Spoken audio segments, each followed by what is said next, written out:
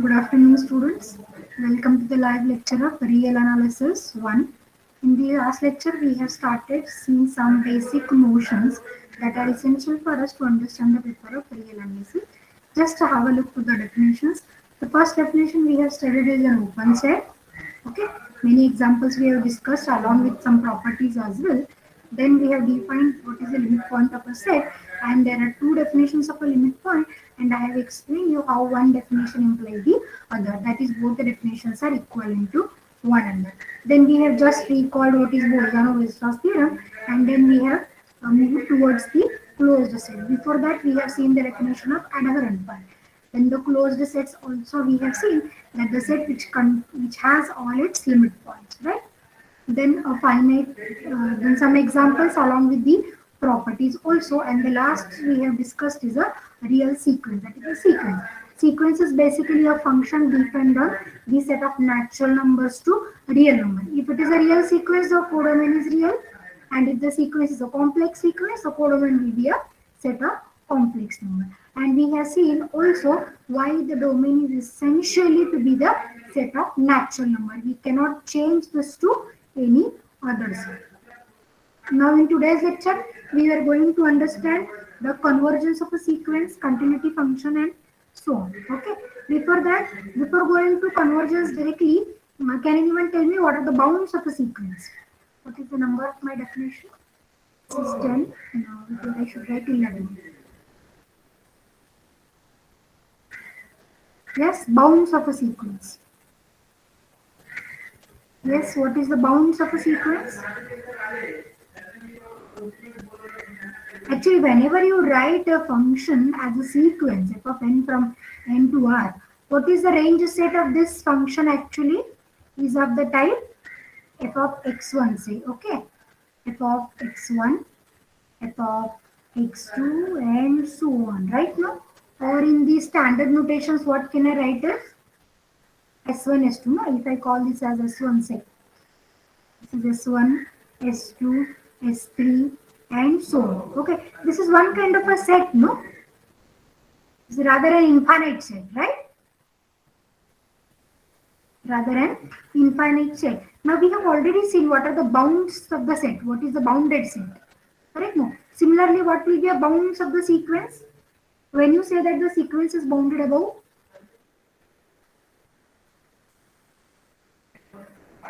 yes. What is bounded above sequence?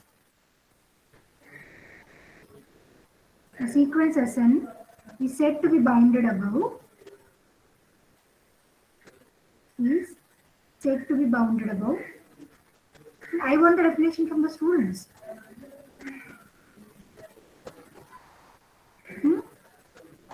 If there exists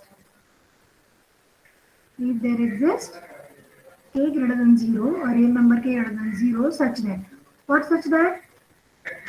Yes, students, bounded above. Sn is less than equal to k. Very, very good, very good. Sn is less than or equals to k for all n in n. That is for all natural numbers, right? So, what for bounded below? Greater than or equal to k. Very good. Sn is greater than or equals to k for all. Sorry, I think we have bounded up. No, it's good. Sn is n in n. Okay, therefore the sequence which is bounded above and bounded below is called as a bounded sequence, and whatever this k we have written, okay, these are called as the bounds of a sequence. Now let us move towards the convergence of a sequence. Yes, what is the convergence of a sequence? There are two definitions we were writing. First definition we were writing by using epsilon delta notation, and the second one we were writing by using the limit form of the sequence. Yes, can anyone tell me when you say that the sequence Sn converges?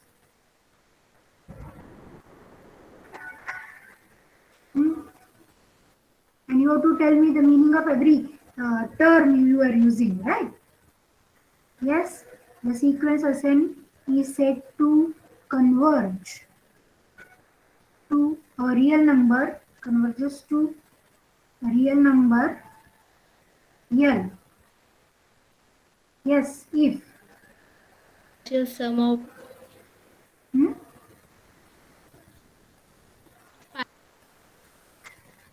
Hello. Epsilon greater than 0, there is positive number. You tell me and I will write the definition. Okay. Here can I write for each epsilon greater than 0, right now? For each epsilon greater than 0, there exists Positive number M. positive number ka positive integer. positive integer. Positive integer, or one can say it's a natural number also. Positive integer or natural number, because positive integer is nothing but a natural number, no, and it is convenient for us to write a natural number because the domain of the sequence is set of natural number. Positive natural number, capital N, such that, yes, what such that? Mod Sn minus L is less than epsilon for all For all n greater than or equal to n. n greater than or equals to capital N. Very good. This is the definition. And if I write the same in terms of limit form, how can I write it? Limit n tends to infinity, Sn is equal to n. Correct now? Now, can anyone explain me how for every epsilon there exists a natural number so that this condition holds? Are you going to assure that for every epsilon you have one natural number? First, we'll try to understand what the sequence tells us, right?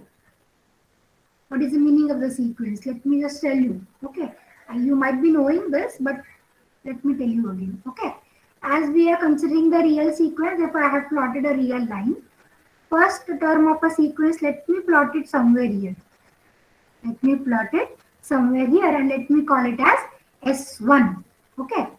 I don't want to explain this step that mod Sn minus L less than epsilon. This gives you what it gives us. Sn lies between which two terms? Less than epsilon means what? Minus epsilon, less than mod Sn minus L, less than plus epsilon. Correct, no?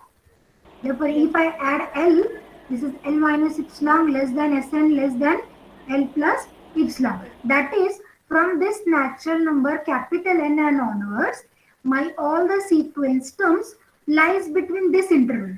Which interval? L minus epsilon to L plus epsilon. This is what a convergent sequence tells us. Okay. Now let me just write this. Suppose S1 is a term here of the sequence. S2 is somewhere here. S3 is somewhere here. And after some steps, suppose somewhere here I will find a natural number stage where the sequence term will be S capital N. Right now, first position, second position, third position, and somewhere at nth position this will be Sn. Now what this condition telling me, from n and onwards, for all n greater than or equals to n, that is from n and onwards, this Sn minus L is less than epsilon. That is, Sn sequence term lies between which two values? L minus epsilon to L plus epsilon. Suppose somewhere here is I am having this natural, this real number say L.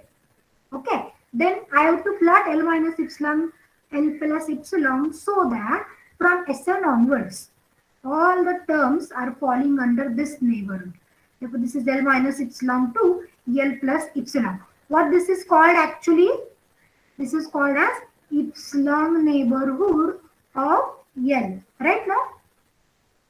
Epsilon distance on the right, epsilon distance on the left. Therefore, this is called as an epsilon neighborhood of the real number L, and all the sequence term from Sn onward, that is Sn, Sn plus 1, Sn plus 2, and all the remaining, all Sn plus 100, and continue.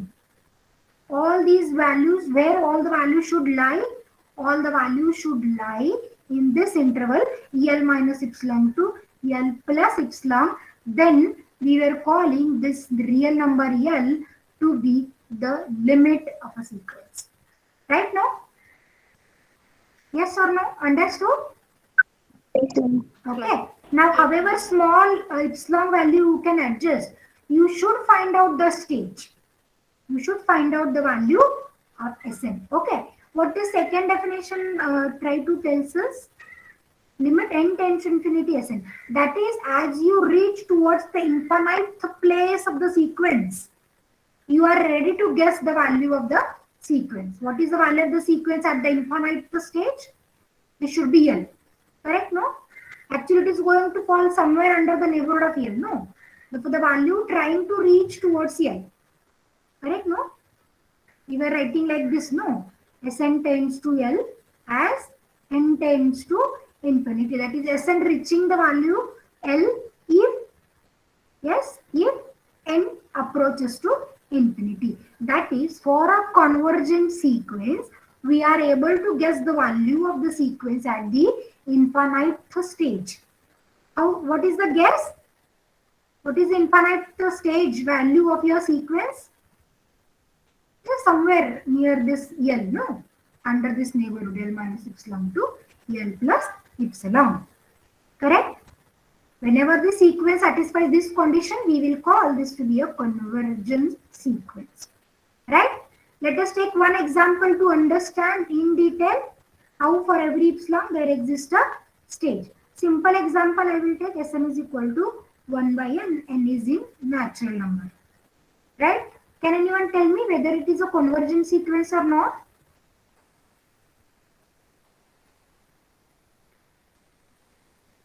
Yes, is the sequence convergent?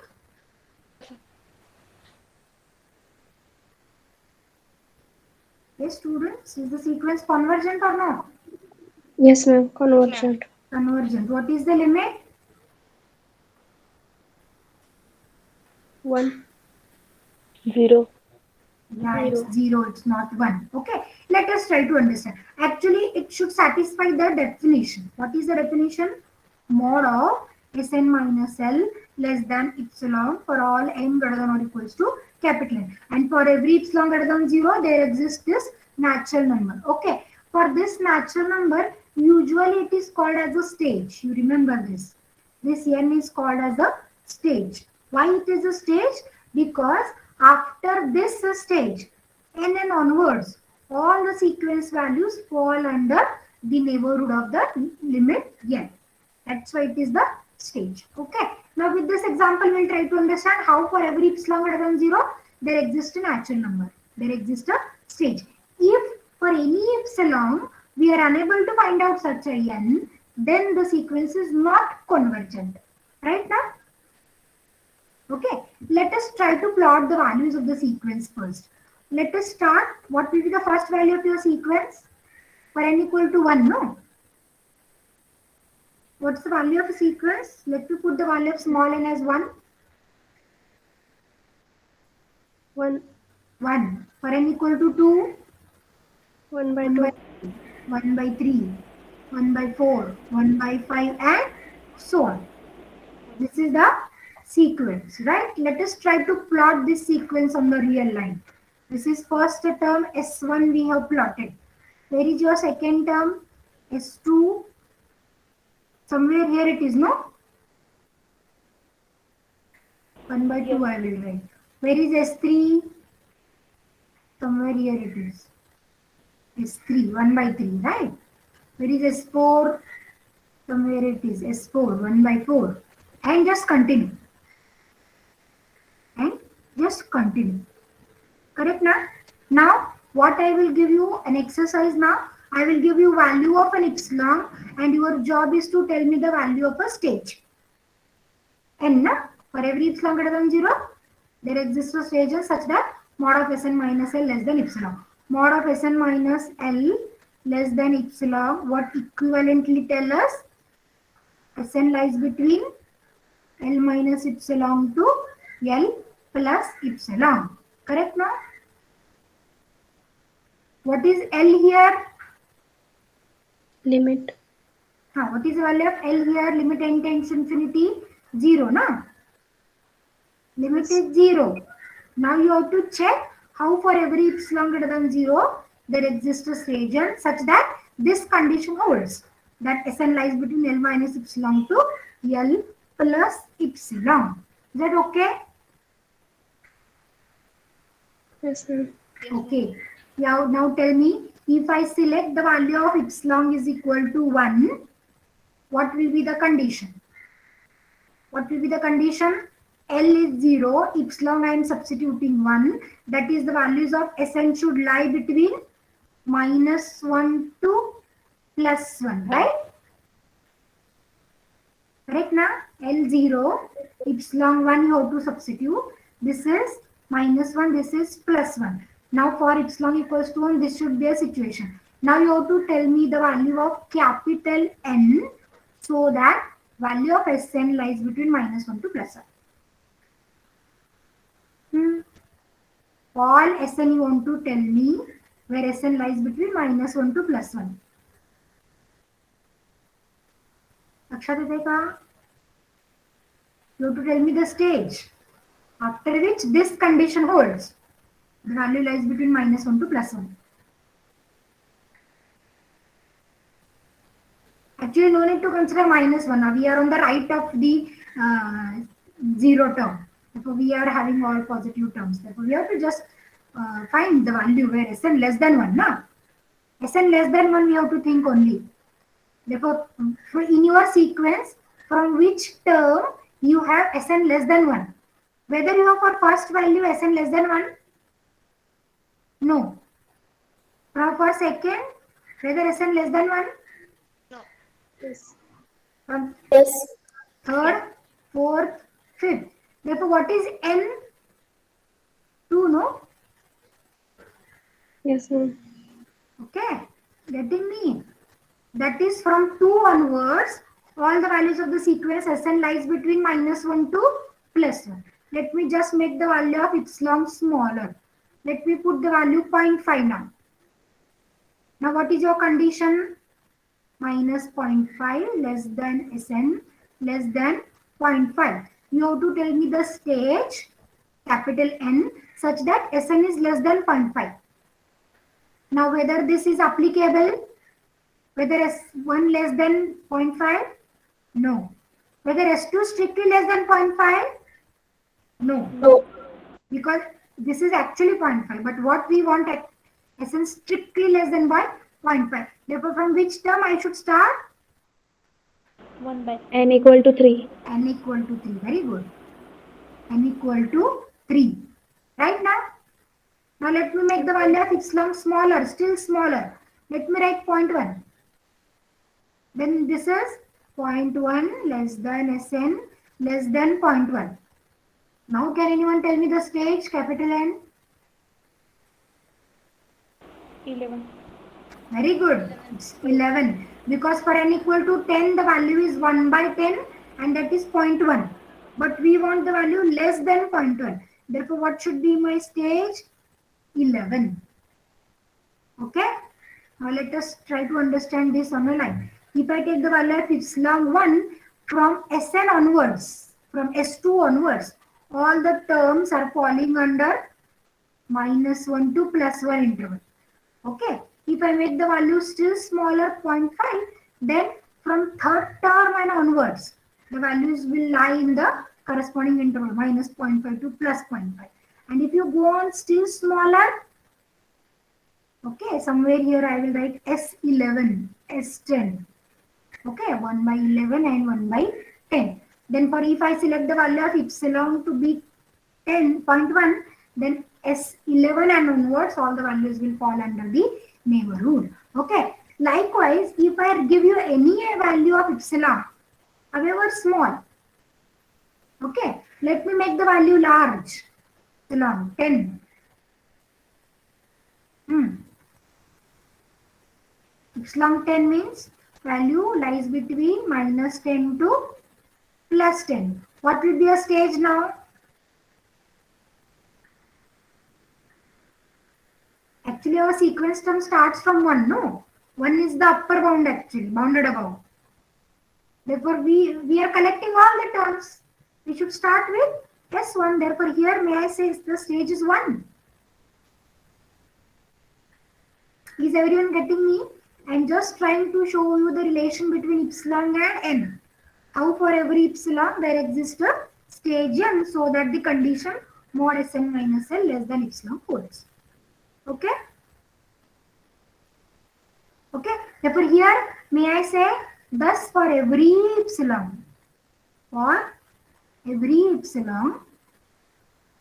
greater than 0, there exists a stage n such that, what such that? Mod of Sn minus 0 less than epsilon for all n greater than or equals to capital N. Therefore, may I say that the given sequence Sn is convergent? Correct? Let me take another sequence. Sn equal to minus 1 raised to n for n in n. What are the terms of the sequence? For n equal to 1, minus 1. For n equal to 2, plus 1. Minus 1, plus 1, and so on. Correct? Let me plot this sequence on a real line. Whenever we plot it on a real line, it will be easier for us to identify the sequence, right? Now, what kind of sequence this is? Oscillating, na? Yes. Because once it takes the value minus 1, once it takes the value plus 1. Now, what we wanted to find? We wanted to find the stage, the limit L, such that for every epsilon greater than 0, there exists a stage N. Correct? Okay. Now, let me tell that if I take the value of, what is the distance between minus 1 and plus 1? 2 units, na? Correct? Yes. Whether this set has a limit point? If I write the range set of the sequence Sn, it has only 2 terms, no? Minus 1, 1. Whether this set has limit point? This set has a limit point. I'll just rub this here. How many limit point this set has?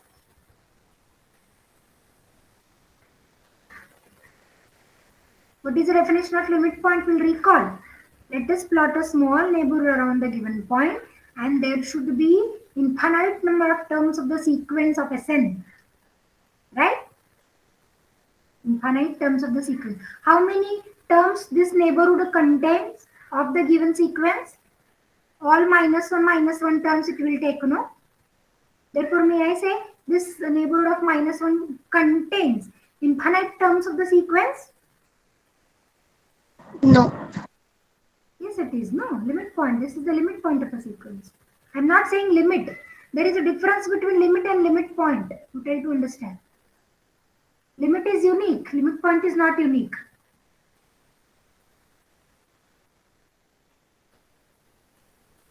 Minus 1 and 1 are the limit points. Not limit.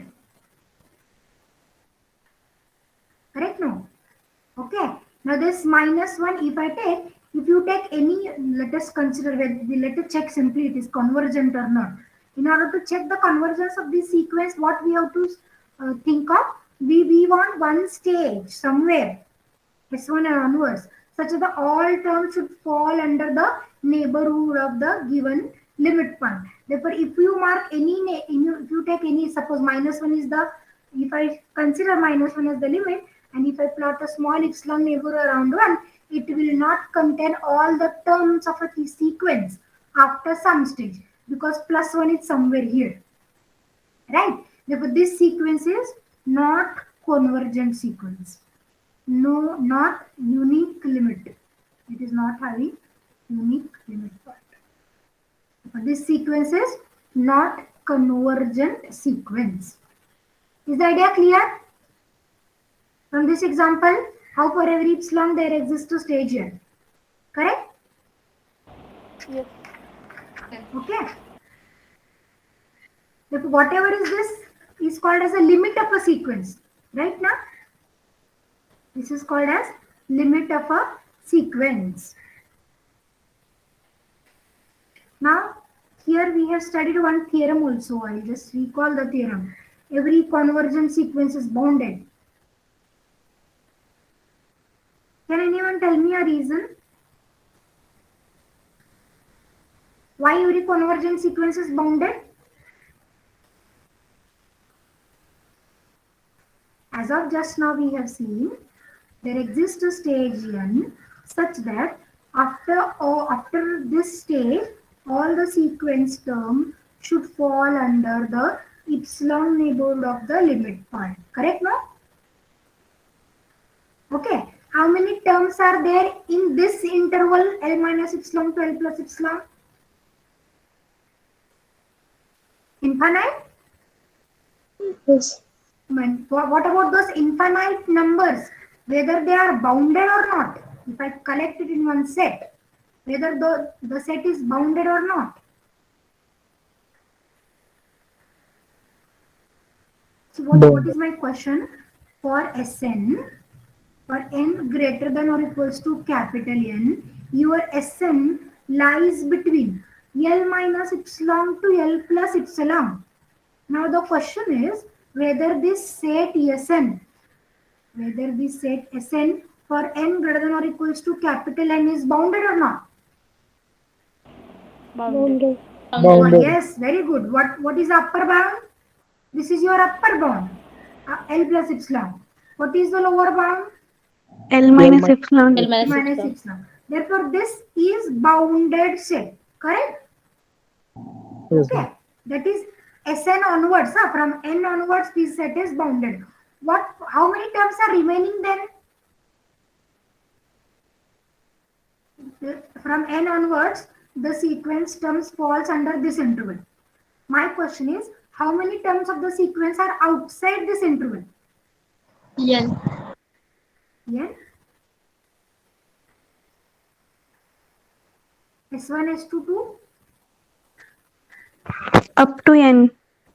No, from n onwards it is in the interval. Including n it is in the interval. Is it Sn minus 1? Sn minus 1. Very good. Sn minus 1. What kind of set this is? How many terms we have in this set? N minus 1. Finite set? Can I call it as finite set? Yes. What is the nature of finite set? Bounded or not? Bounded. Bounded, ma'am. Yes, it is bounded. Okay. Now just check. Sn we have divided into two parts. Sn we have divided into two parts. What is the first part? S1 to Sn minus 1. This is bounded. Okay. The second part is Sn onwards. And this is also bounded. Therefore, combinedly, what can I say? Whether the sequence is bounded or not? Bounded. Bounded. Therefore, we were writing every convergent sequence is bounded. Every convergent sequence is bounded. Okay. Also, we have seen one more property. A sequence cannot converge to more than one limit. A sequence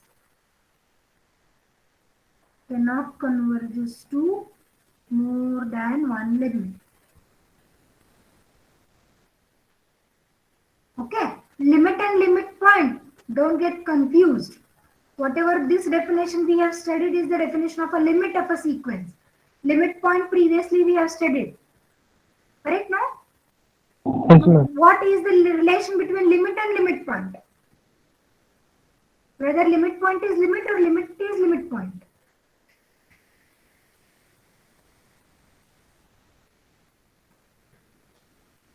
May I say every limit is a limit point, but converse need not be true.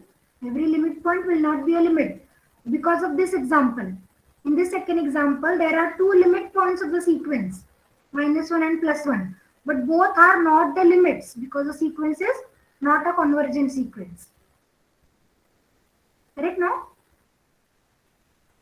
Yes, ma'am.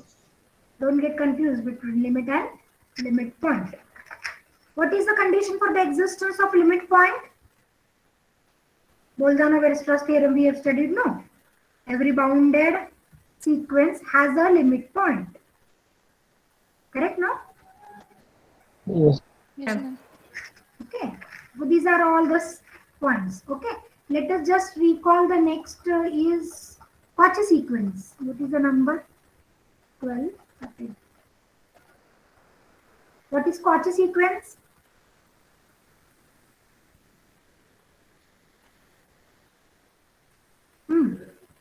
What is Cauchy sequence?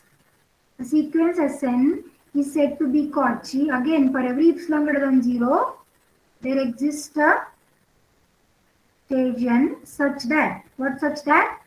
Mod of Sn minus Sm less than epsilon for all n greater than or equals to capital N. What is the meaning? For all m n greater than or equals to capital N. What is the meaning of this definition actually? From n onwards, the difference or the distance between the two sequence points should be less than epsilon. Right? S1, S2, so on, somewhere here it is S capital N. And from this Sn onward, somewhere I will write Sm and Sn. And what is the condition? Distance between these two should be less than epsilon. Again, for every epsilon, there exists a stage n. There exists a stage n. Every convergent is Cauchy. What about the converse?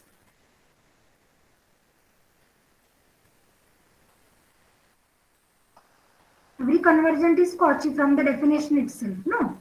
If mod of Sn minus L is less than epsilon between the from the stage n and onwards.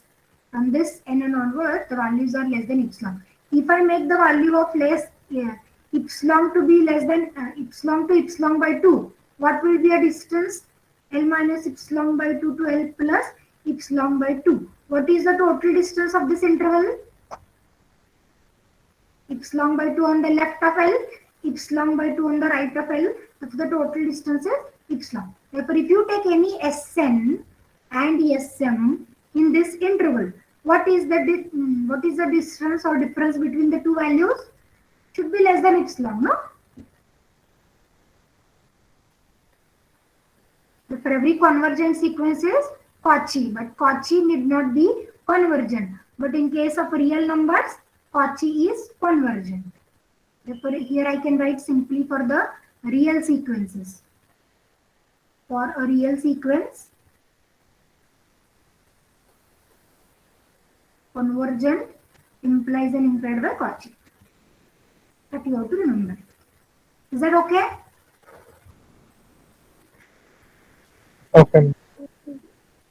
समजतंय का नक्की सगळ्यांना? Okay. No. Next, we will move towards a continuous function definition. What is continuous function? Function f is said to be continuous at point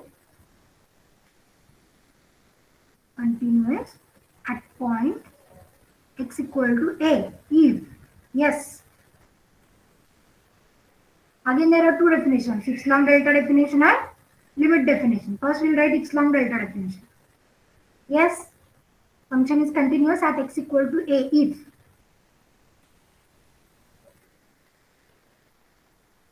if what?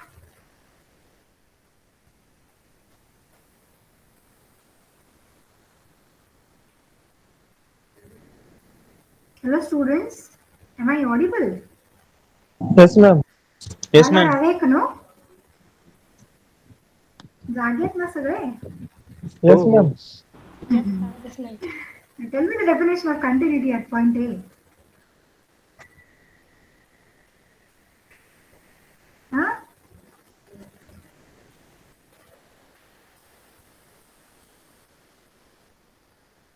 Don't tell me the definition, then only I will write. Otherwise, I will not write.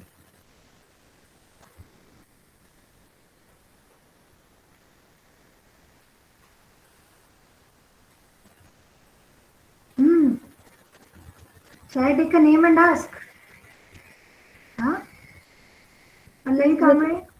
Are satisfied. Yes, Sanchita?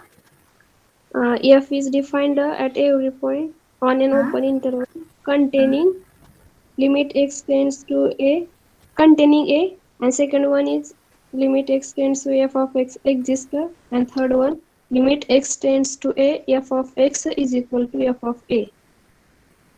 Shall I write everything in one condition? Limit Sure, x ma'am. tends to a, f of x is equal to f of a. Correct now? Yes. This is limit form. What is epsilon delta notation for?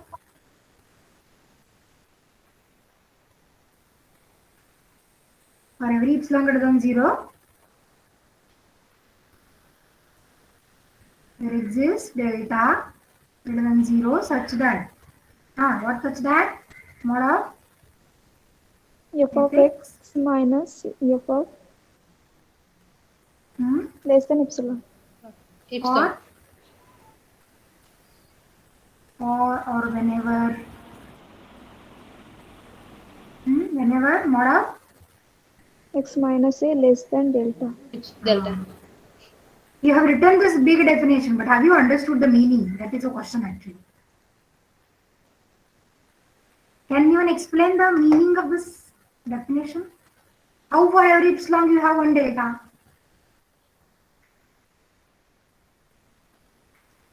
Correct now? For every epsilon you should have the existence of such a delta greater than 0 such that this condition holds, right?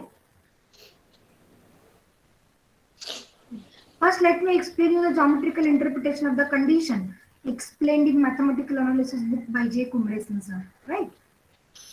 Okay, what is this first condition means? Mod fx minus fa less than epsilon means, yes, minus epsilon less than Equal to f of x minus f of a less than epsilon. whenever minus delta less than x minus a less than plus delta, right? No. Now let me add f of a throughout. Therefore, this is f of a minus epsilon less than f of x less than f of a plus epsilon. And whenever a minus delta less than x less than a plus delta. Okay. What is the meaning actually? Whenever your x lies between this open interval, a minus delta to a plus delta, the corresponding f image, f of x, should lie between this open interval. Right now?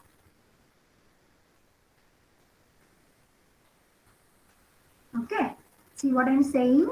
Whenever your x lies between a minus delta to a plus delta, whenever you have your x here in this interval, a minus delta to a plus delta, where should be the f image? The f image should be in the interval f of a minus epsilon to f of a plus epsilon. Here you should have your f of x. Whenever this condition holds, we say that the function is continuous. We say that the function is continuous. Okay. Now that is what the meaning of your second definition also. This actually means that whenever x tends to a, it implies f of x tends to f of a. Whenever x tends to a, f of x. Now you check. Whenever this a here, somewhere here it is a, let me mark x somewhere other position. Let me mark somewhere here is my x. Okay. And what for f of x I will do?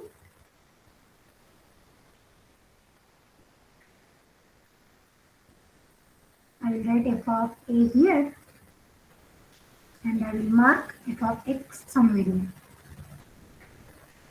Right now. Now you check the relation between x and a and f of x and f of a. Okay, whenever x lies in this interval, may I say x is approaching towards a. Similarly, f of x is approaching towards f of a. But either you write this condition or this condition, both are equivalently same. Whenever mod of x minus a less than delta, what is the meaning? As you go on making your delta smaller, x trying to approach towards a. Correct? Similarly, as you going to make your epsilon smaller, your f of x should go towards f of a. This is what the condition tells. No, x tends to a implies f of x tends towards the value f of a. This is what a meaning actually. Okay. This is what a meaning. continuous function do not always give you the continuous curve. That you have to remember. Because sometimes students were telling me the definition. Continuous function means a curve that can be drawn without lifting our hand. No. That depends on your domain. Right now, if your domain is the subset of real numbers, then it is true. Otherwise, you cannot say. Correct? Whenever f is a function defined of the type R2R, or instead of R2R, what I will write? Some subset S of R, where S is a subset of R. Say. If this is true, then only you can say, or whenever this S is of the type interval.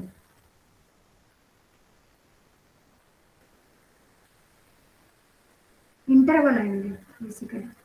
Interval. Then only your continuous function will give you the continuous curve. Okay? Otherwise, it is not. What happens if your function is defined on natural number 2R, that is a sequence? Say. Is it possible for you to get the continuous curve?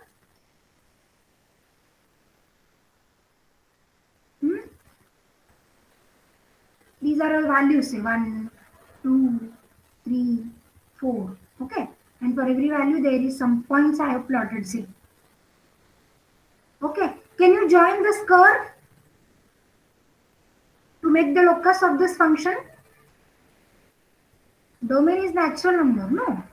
Therefore, we cannot join these points to make the locus of a curve or to make the locus of this function. Therefore, this is the continuous curve. This is the continuous function plotted with break. Correct now? Now one may have a question. Why the function with natural number or positive integers or integer is a natural? This is the actually result. F having Z or natural number to R is continuous function. Agree with me? कोणताही function असू द्यात f जर तो z वर किंवा n वर defined असेल तर तो continuous असतो. Let us try to understand why it is continuous always. Okay, I don't know the function, what the function is. Okay, now what I will do, simply suppose it is a natural number, I will take a natural number, say small n. What is my job to do? Make a small neighborhood around, delta neighborhood around it, n minus delta to n plus delta. Correct? What is the f of n image? What is the f image of this n under f? Is it f of n? And let us make a epsilon neighborhood. Fn minus epsilon, Fn plus epsilon. What the condition says that? What the condition says that for every element in this interval, the f image should fall under this interval. Now, if I take delta, however small, so that there is only one natural number in this interval. Suppose n is 10 and delta I am taking 0.1. N is 10, delta I am taking 0.1. Then what kind of interval this is? 0.9 to, sorry, 9.9 to 10.1. How many natural numbers we have in this interval? 1. Only one natural number we have. And may I say, obviously the corresponding f image will lies in this interval, fn minus epsilon to fn plus epsilon.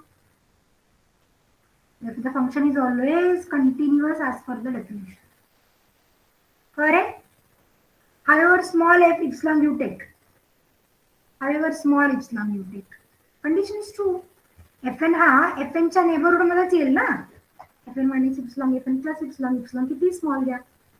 Therefore, at this n, function is continuous. Likewise, it is continuous at every point of the domain. Hence, the function is continuous. Okay?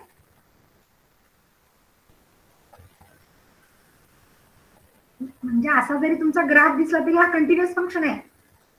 लक्षात येतोय का? हो ma'am. Okay. Okay, now try to understand the definition of uniform continuity also. Today we will stop it here, and I think we have taken sufficient basic to understand the Riemann integration paper. Therefore, what we will do from tomorrow, we will start our actual syllabus of Riemann integration. Okay? Okay, ma'am. Thank you for being with me for this lecture. Thank you.